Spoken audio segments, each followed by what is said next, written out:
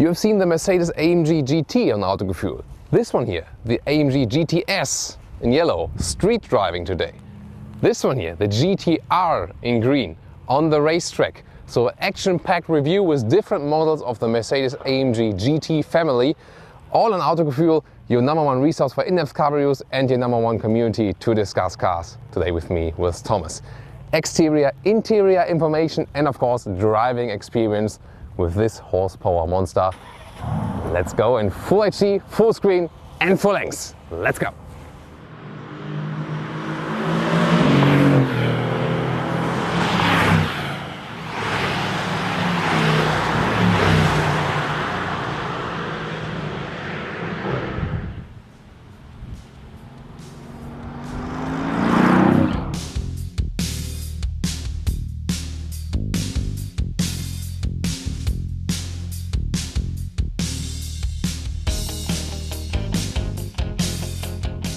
So all Mercedes-AMG GT are covered with the so-called Panamericana front grille, and some love it, some hate it. Tell me your comments. I think the car itself is just a pure beauty. Solar beam is the color. It was also used for the AMG GT Roadster we've reviewed. If you want to see that one from the US, we were in an area around Phoenix.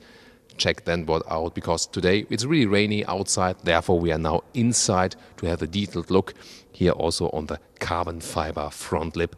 What do you think about the design with a huge star in the front? 2D, however, because the sensor is hidden behind it, and LED headlights standard on all models. 4.55 meters or 14'9" is the total length of this sports car, and we have several interesting design features. First of all, here in the side profile you see how long the hood is stretched, also reminding us of past great sports cars. This one here on the side is just pure decoy element, and interesting that in the front we have 19-inch and in the rear we have 20-inch alloys, so that makes the car leaning a little bit forward visually, and here also with optional ceramic brakes. So those ones, well, they tend to squeak a little bit if you don't use them too hard. They make more sense for the racetrack. The only good thing is, well, they're super expensive, but the only good thing is you have to clean your alloys less often because there's not this typical braking dust from the normal disc brakes. Funny fact for sure. So then, of course, this very strong shoulder area. This is all about design, and I think, you know, the car is even more beautiful when there are some raindrops on the silhouette here. Such a beautiful area, especially right there. Or what do you think? What a flat perspective also from the rear. Here also with the AMG GT and the GTS, as it is right here. It's also a small flexible wing. The GTR has a fixed one, you will soon see that. Another difference is, I mean, the rear is already very wide, and also with those very slim and wide LED taillights. But then the GTC and the GTR is 5.7 centimeters wider even in the rear. That's the difference. Here also with a carbon lower lip, and well, the actual exhaust are placed inside. So this is just the decor element on the outside.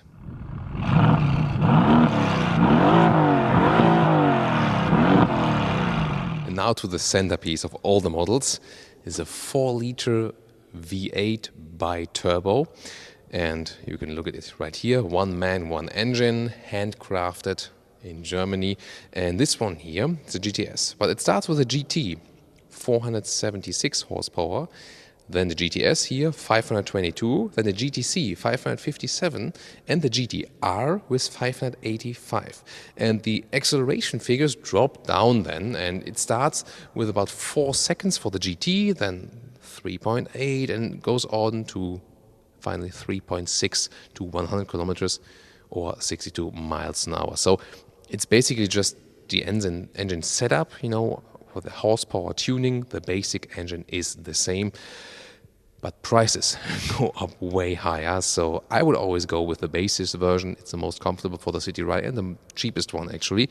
Of course, today here with the GTS and also the GTR then on the racetrack to show you what it is capable of from the maximum racing perspective.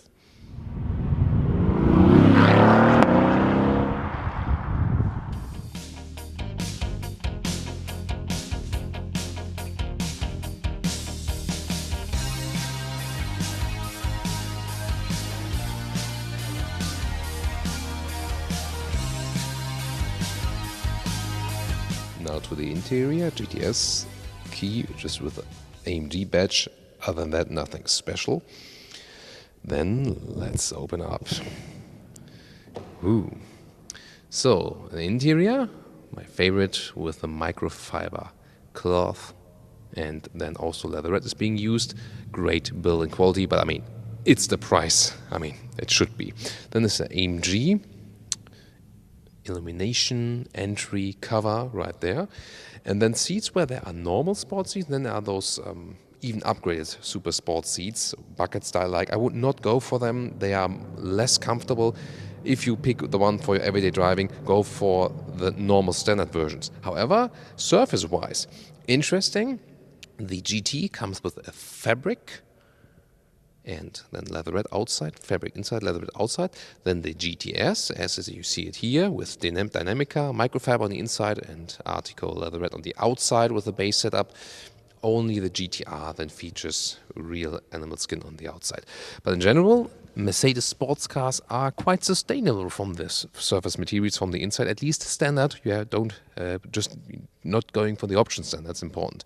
Also, some microfiber on the inside here, and the whole steering wheel here. This one is the AMG Performance steering wheel, all in Dynamica microfiber, and that's really lovely with contour stitches from the inside. And yeah, I mean, some say, it wears out faster, but it has so many advantages. It keeps you warm and it doesn't get cold at the same time, depending on summer or winter time.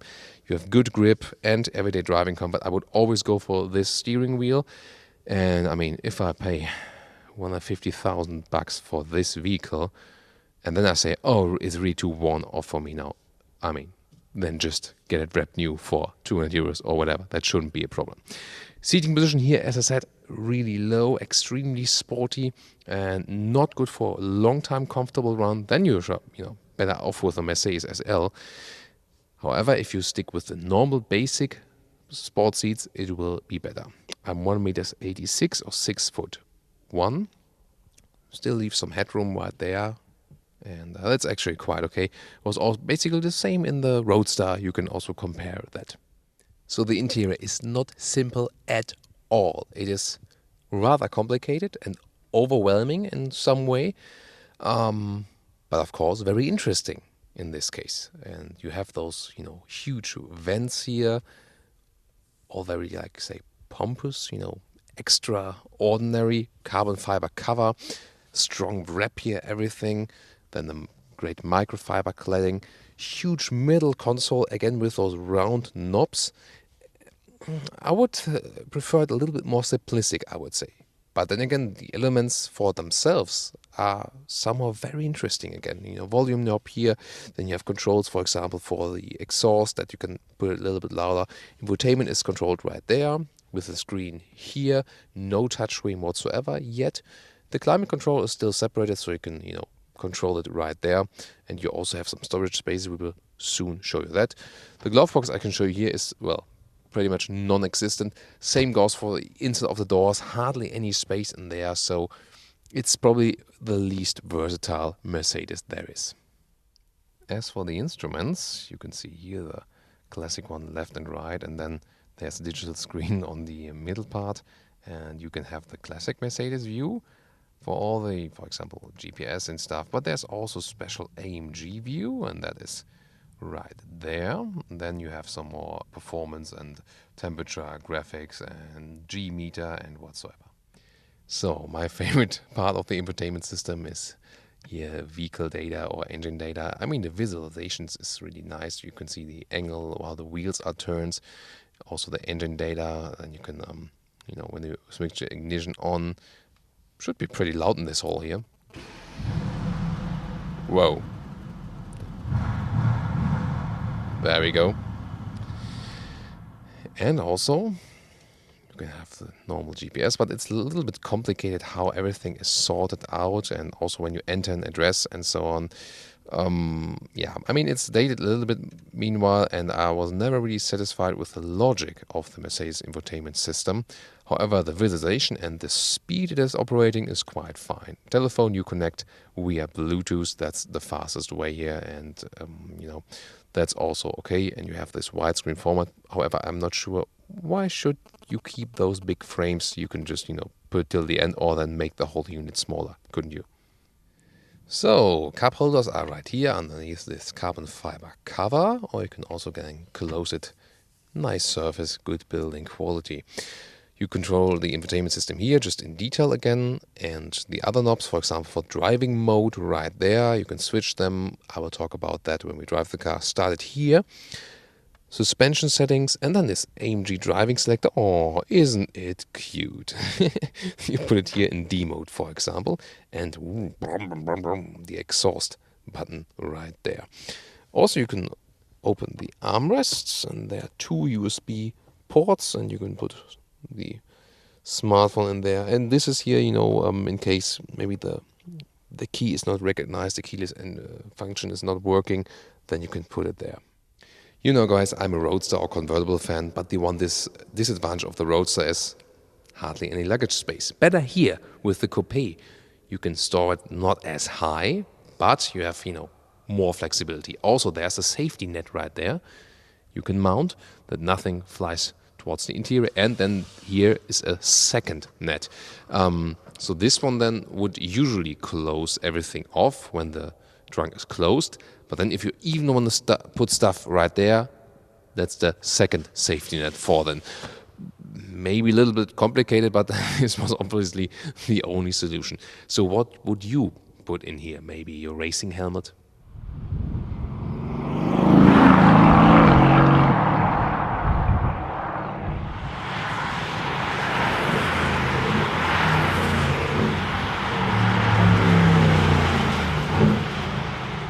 And now to the GTR in the rain. Isn't it beautiful again how the raindrops form on the vast hood area here?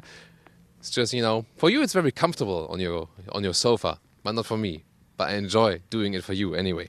Well, from the front you see it's even lower, even wider, but you see the basic AMG GT look, of course.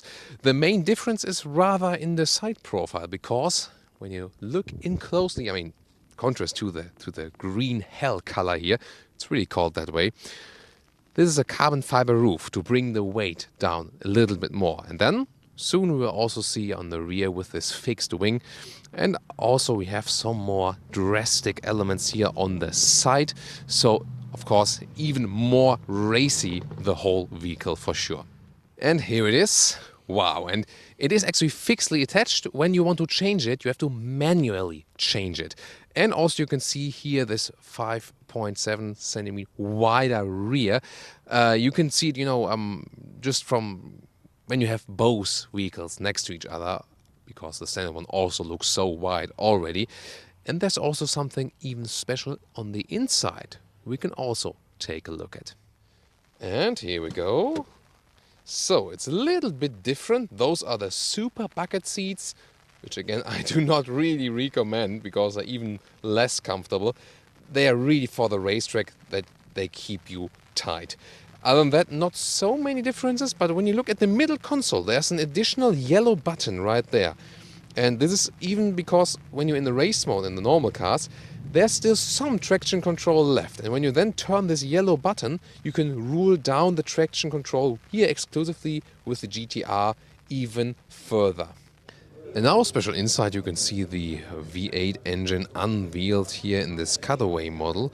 And what's also interesting is that the center drive shaft, usually in aluminum, is here in the GTR covered with carbon fiber. And that makes it 40% lighter and stiffer at the very same time.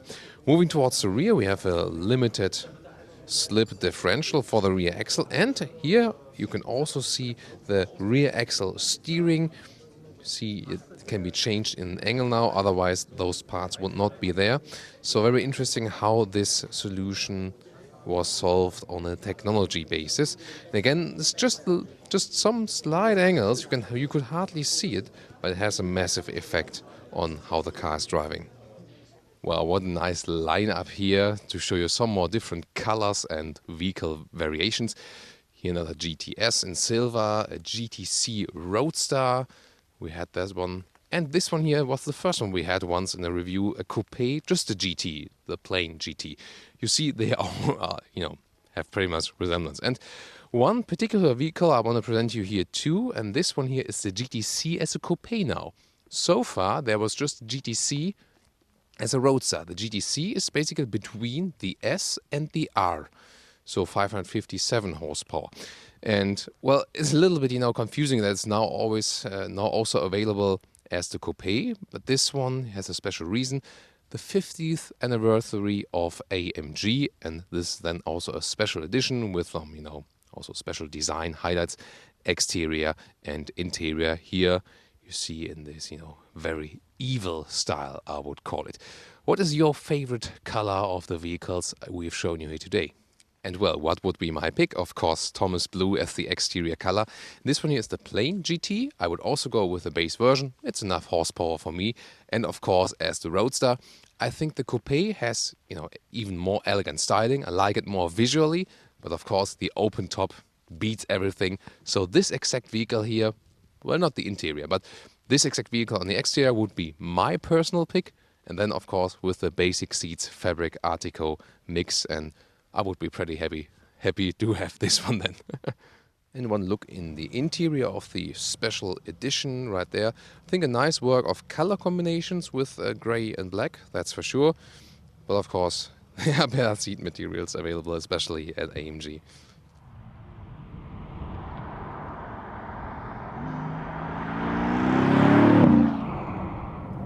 So, to normal driving, the Mercedes-AMG GT, in this case here the GTS, and the 4-liter bi-turbo V8, here equipped with 522 horsepower, 3.8 seconds to 100 kilometers an hour, the acceleration, or 62 miles an hour. So, we have tested the GT before as a coupe and the GTC as a roadster, and does it really make a big difference engine-wise? No, it's the same engine. It always has enormous power, and it's really hard to feel a big difference then between those really slight changes in acceleration. It's more how you control the car. You can have it here in the comfort mode, and when you are at lower speeds, you really feel this vehicle is equipped with the rear wheel steering. So, or the rear axle steering. So when we drive slowly, it goes in the opposite direction, and when we drive faster, it goes in the same direction to give more stability. And when you drive slowly, the car is so much more agile by that. It really feels like a go-kart, like in an arcade racing game or something like that. Pretty surreal. And of course, when you drive the vehicle, especially in such a bright color, you look to the front, see this enormous hood. Same effect as with the Jaguar E-Type, for example. See this very long hood and something very emotional than when you drive the vehicle. Comfort-wise, can you drive it comfortably in normal driving life? Yeah, this is a sporty vehicle, and so there is less comfort in everyday driving if you, for example, compare it to a Mercedes SL. I think that's, important comparison. When we get to the motorway now, let's go to the sport mode. There's the normal sport mode. You maybe hear or more sound from the exhaust. And then so effortless when you push the throttle. Now we have like 70 to whatever. Let's see what we can get. It was 130. Wow, and the sound is really great. It's not too much over the top. I think it's not too much screaming. Has this sonorous V8 sound. I think just right. So if you still want a car with sound, I think that is a good choice for sure. Wow, that is really something. There's also unlimited speed here. Some of the rare Autobahn parts in Germany where you can do that. Therefore, we can also accelerate further. And there's even the Sport Plus mode. Even the gear lower now, and the gears are turned up higher. And even at higher speeds, there's always something happening with the acceleration, no matter at which speed you are going. And especially when you're in those sporty driving modes, the car reacts more spontaneously. However, what you can always do is just using the shifting pedals. So shift the gear down yourself. That can also be fun, for sure. Like here now, and then also when you shift down, you get this plop from the exhaust. Pretty nice. Especially when you're not on the throttle. So you're letting the car roll. That's just going off the throttle, you know. Let's do the plop game. Huh? Ah, there we go. And of course, yeah, also when you shift the gear up and then leave off the throttle. So this makes you drive this car a little bit, you'd say, not that economic, just to induce those sounds. Suspension-wise, by the way, is pretty good actually. So when you go back also on the motorway and now to the comfort mode, you can drive it rather comfortably from the suspension. However, the seating position is very low. The seats are very stiff. And so I think the seating comfort is the main difference to the Mercedes SL. And in SL I will also go, you know, on a longer road trip. This one here is way more challenging for you as a driver. That's the big difference. However, there are also, you know, some assistance systems available, but it always depends on, for example, here in this vehicle, it's also not put on up to the max. Just a normal cruise control, for example. Blind spot monitor is available via the side mirrors. I mean, sometimes people do not want all the assistance systems if they buy such a sporty vehicle. However, I think, offering them in a vehicle that is already costing so much money, I think that should all be included then. So effortless driving for sure on the motorway, and you feel so connected to the road. By the way, I'm not sure if you can see that on camera. You know, when I really sit very upright and look to the front while driving, it's like I look half into the black ceiling. So let's say it is maybe a little bit more suitable if you're a little bit smaller. So this will be a vehicle for Michel, right? So he's nodding, so maybe we should switch then positions here. Especially in bright yellow color. I'm not sure if I would go for this color myself, but it's definitely, you know, screaming out. Sometimes, by the way, you see in the middle part here a small sailing boat, and it's called sailing or coasting. It's just when you let the car roll, and then basically the drivetrain is disconnected, there's no resistance from the engine, then you roll and use less fuel. The question is if it's really important how much fuel do you use with this vehicle. I think basically it's always important, and it depends on, you know, really how you use it.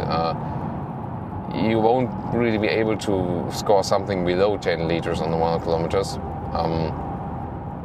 We can later also give you an update when we drove a little bit further, but also from the results we had with our earlier test rides. You know, you will be at the fuel station quite a lot, so you can get maybe acquainted with the people right there. So when we're now, by the way, at higher speeds, I feel that the rear axle steering is giving me a little bit more stability. So this is also a funny feeling because you know the car moves rather like this. It's really the funny thing that although it's just, you know, just a couple of degrees in the angle where it's changing, it still has such a notable effect on driving the vehicle. I think that's the very exciting point about that. This was the blind spot monitor warning me also acoustically, by the way. This is here now. I feel like standing still when you're driving here with, what do we have now? Let's go back to the speed again. When you're with 60 in this corner, when you would be in a small vehicle, it was like, oh, it's pretty fast. But here it's like really standing still. So, moving again to the next motorway. So I think in the comfort mode it's really really good to drive. Also can be silent from the engine. There are also not too many wind noises. Of course, with such a sporty vehicle, they pay attention to the wind drag. Talking about the wind drag, when we're at higher speeds, the small wing flips out automatically behind us. We can also activate some functions manually.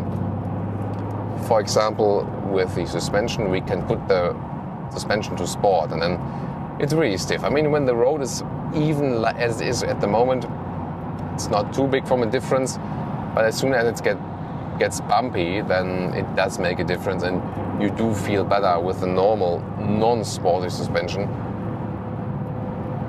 The car is sporty enough. I mean, on the racetrack, it's good to have such a function, to have even more control. But here, wow. It's like every lane change makes you feel you just passed another corner at the Nordschleife. That is really, well, yeah. So definitely a strong competitor to the 911, also with the everyday driving performances. A lot of people have asked me which one is the more comfortable, a 911 or this one here. I feel that this one here rather goes in a sporty direction. So if you want to be relaxed a little bit more and more comfort, maybe the 911 has more everyday driving comfort than this one here. If you really want to be challenged and you say, I've been driving a Mercedes SL. Oh, we have to get off here. And yeah, with this vehicle, it's actually no problem.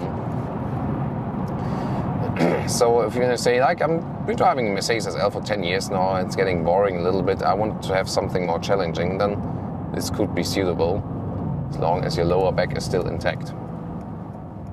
So, I'm now going to do some more city, countryside, driving, whatever.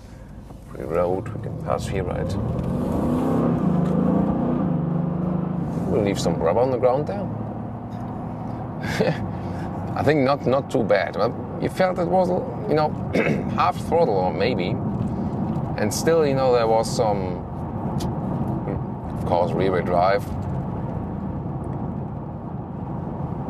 It was a little bit slippery. You could feel it already. Of course, this vehicle is also equipped with a traction control, and when you're in a normal comfort mode, is kept relatively low. I would definitely recommend it for the city driving. That so the braking out process is kept low. That's what I meant. Of course, the ESP itself is kept high, and then when you switch over to the sport modes, then the stability control gets drawn back, and you can let the car fly more. But that's rather than something again for the racetrack, where you could really play that out. At the moment, it's still relatively dry. Already those countryside roads make you feel like being on the racetrack. Quite a nice road we have here for you too, so you can always enjoy the view outside. And because the suspension is already rather stiff, I mean, it has to be for a sporty vehicle, we can also feel the bumps in the steering wheel, and in this case this is also desired, so the racer wants to have that, to feel more connection to the road. That again makes you feel that you would be driving a little bit more extreme, or a little bit faster actually. But then again, when you have the steering wheel and it's really a direct control to the road, and I so love the Dinamica, the microfiber surface of the steering wheel. When I'm driving slow, it offers me more comfort, and it's also not that cold in winter times. And the same with the seating surface. At the same time, when I want to have a rather challenging ride, like we have right now here, then have a very good grip at the steering wheel. And I bet Michelle also wants to have a good grip on the Dinamica steering wheel at the moment, because of the co-driver. You don't have a steering wheel to hold on to, and then you go like flat, brom, brom, brom. Don't hold on to the camera. And then, that's also a reason that sometimes our cameramen will not join us in the car when we're on the racetrack, because it's really insane. I mean, being co-driver on the racetrack, not really sure if I would recommend eating before. So I'm a bad co-driver on the racetrack. I hate it. I really hate it. So I really like to drive myself there. So I rather stay in the comfort mode usually most of the time because, you know, with some vehicles with some small turbo engines, you say, you know, let's go into the sport mode, turn up the gears a little bit more. But here with the V8, with the sovereign power, it sometimes feels even better, you know, to have the car more under control, run it at a little bit lower up. Sorry, I have to get here. Yeah, spontaneous reactions from the vehicle, right? So you go with a little bit lower RPM then. Now to the right, yeah. Maybe I should put the GPS information to the middle of the display here, but then our viewers cannot see the speed. And of course you have to observe me that I don't drive too fast, don't you?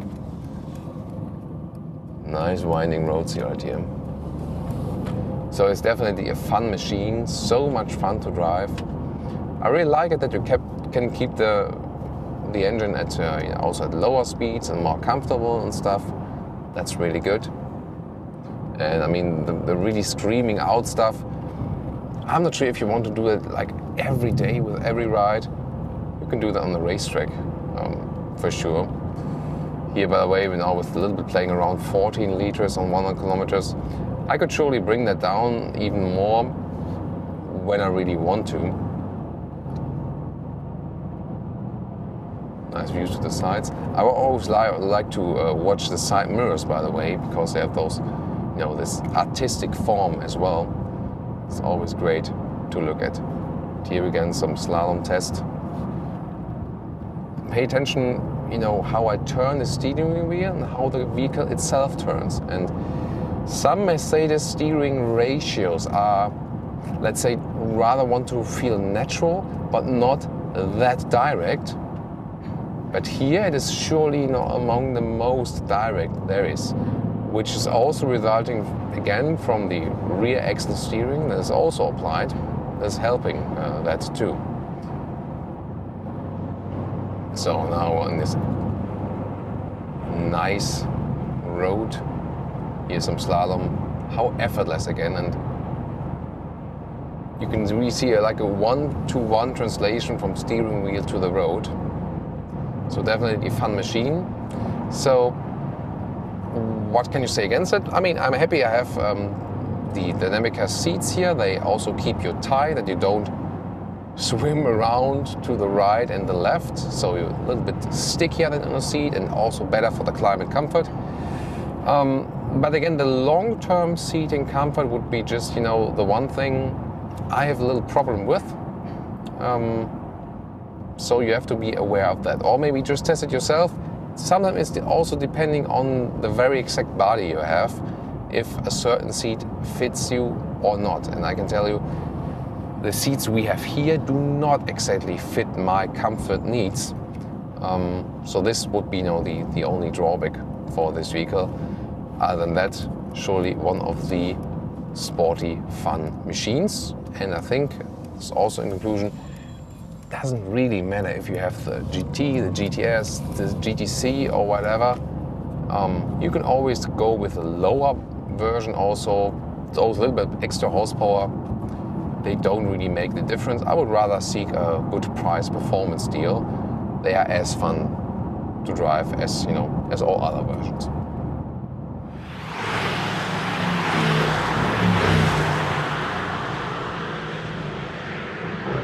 So here to the racing part for today with the GTR, and of course it's a different thing when it's rainy. Unfortunately, we couldn't have a dry spot here today on the racetrack, but of course it's in a way even more exciting. And what I can already say so far, here in the sport mode, you can see when I hammer the throttle too much, you can see I have to counter steer. I mean, oh, there's another vehicle behind us. We're waiting for that one now. Maybe the colleague flipped it around too much a little bit. That will be possible. I mean, it's really treacherous because there's so much rain on this racetrack. It's the Bilsterberg in Germany. And you have some blind spots here, for example. And I'm in sport mode, by the way, so the ESP is drawn back a little bit. But you see, with so much power and so much rain on the track, it's already enough to let the car flip out just a little bit, if I want to. So I have to be really gentle with the throttle. But of course, the enormous performance, we have to control it. 585 horsepower here, so almost 100 horsepower more than with the basic GT model. That is then of course a difference if you switch from a GT to the GTR.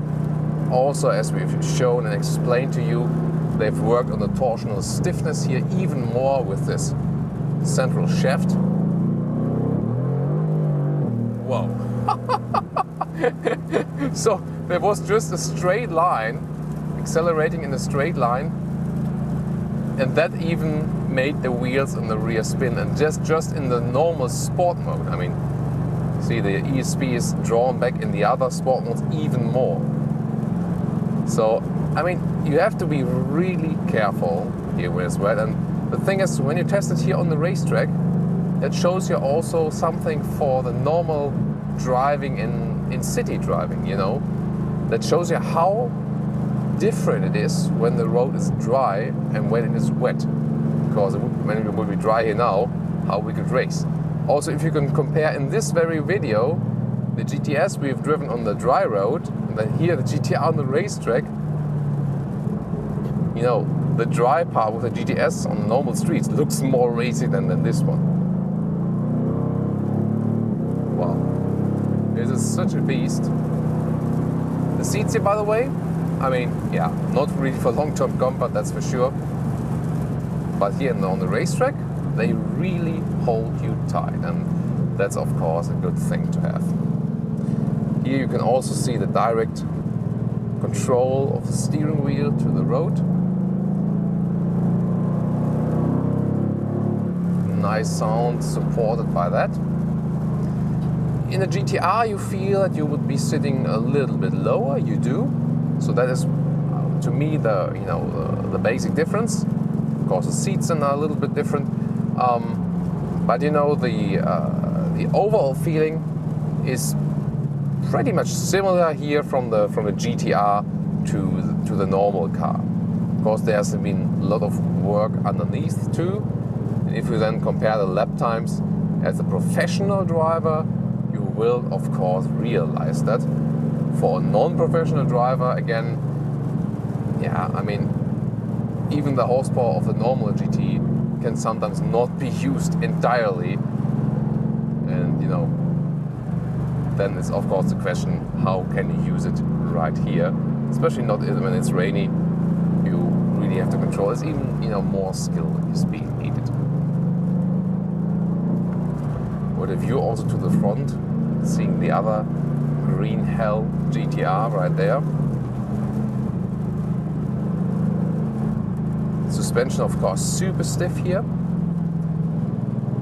This is, by the way, a very interesting section of the racetrack, because you basically shoot yourself up to the sky.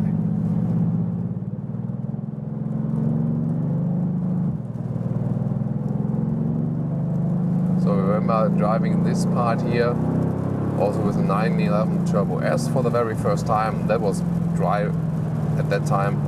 Then you can really go with so much speed over there. Here also a very interesting section with going over the curbs here, for example. When it's wet, of course, it's even more dangerous because it can really slide you off. And then this big straight.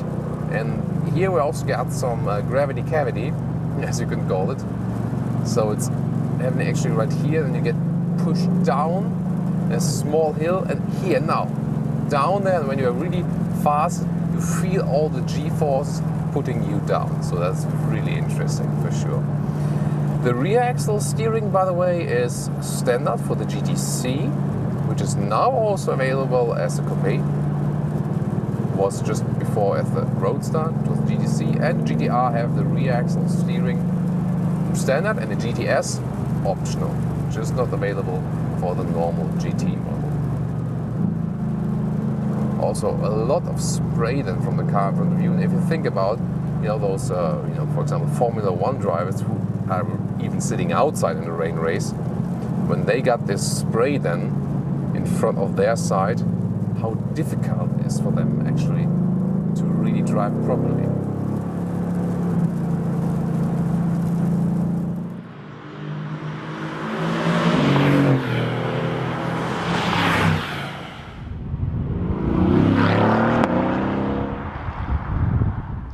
So we did have a dry racing part for today, somewhat on the street. Unfortunately, the racetrack just in the rain, but this one here, the Roadster version, promises more sunshine, especially also in Sunbeam Yellow. And you should also check out our special review of this very vehicle with the open top from the US. That was an awesome review, really, and great scenery. So after you've finished watching this one here with a special day, go for that one. Overall, I mean, the exterior just stunning, the interior, good material use and good build quality. Of course, the design is, let's say, at some point overwhelming. If you like it or not, that is left up to you. Long-term run, I would rather go with, a less sporty GT if you want to have longer cruises. If you want a sporty challenge, then this one is the right one for you. Of course, better price performance with the entry GT model. The other models then, of course, go up in the price really high. Just have some more horsepower. Only if you then look at the lowest and the highest spec of the model lineup, then there's a big horsepower difference. But the question is, and it was also showing in the rain today, how can you get this power to the ground with just the rear-wheel drive? And then, of course, 400-something horsepower are way than enough. Anyway, I hope you liked our different insight of the different models here today. I think we could present you a very nice mix. And of course, join us again next time. We're looking forward to your feedback on this very vehicle or on the vehicles for today. Thank you so much.